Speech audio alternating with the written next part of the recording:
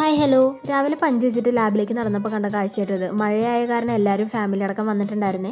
പിന്നെ ഇന്ന് ഞങ്ങളുടെ കോളേജിൽ NBA വിസിറ്റ് ഉണ്ടായിരുന്നു കേട്ടോ. അപ്പോൾ അതുകൊണ്ട് ഓൾമോസ്റ്റ് എല്ലാ സ്റ്റാഫ്സും സ്കോളേഴ്സും ഒക്കെ ബിസിയായിരുന്നു.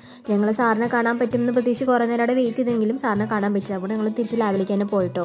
പിന്നെ ഈ ഇൻസ്ട്രുമെൻറ്റ് ഞങ്ങളുടെ കോളേജിലെ സ്റ്റുഡൻസ് ഒരു ഇൻഡസ്ട്രിയൽ കൊളാബറേഷനിൽ ഉണ്ടാക്കിയതാണ്. വെരിക്കോസ് വെയിനൊക്കെ ക്യൂർ ആക്കാൻ വേണ്ടിയിട്ട് മസിൽസിന് കോൺസ്റ്റൻറ്റ് സിമുലേഷൻ കൊടുക്കാനായിട്ടാണ് ഇത് യൂസ് ചെയ്യുന്നത്. ഇത് നമ്മുടെ റിക്വയർമെൻറ്റിനനുസരിച്ചിട്ട് ഓരോ ലെവലുണ്ട്, ഓരോ വൈബ്രേഷൻ മോഡുണ്ട്. നമുക്ക് ഏതാണ് വേണ്ടതെന്ന് പറഞ്ഞാൽ അത് നമുക്ക് ചൂസ് ചെയ്യാം കേട്ടോ. അത് കുറച്ച് നേരം മെനമെടുത്തിട്ട് ഞങ്ങൾ പിന്നെ ബെദസയിലേക്കാണ് കേട്ടോ പോയത്. ബെദസ എന്ന് പറഞ്ഞാൽ ഇവിടുത്തെ ഒരു പ്രെയർ സെൻ്ററാണ്.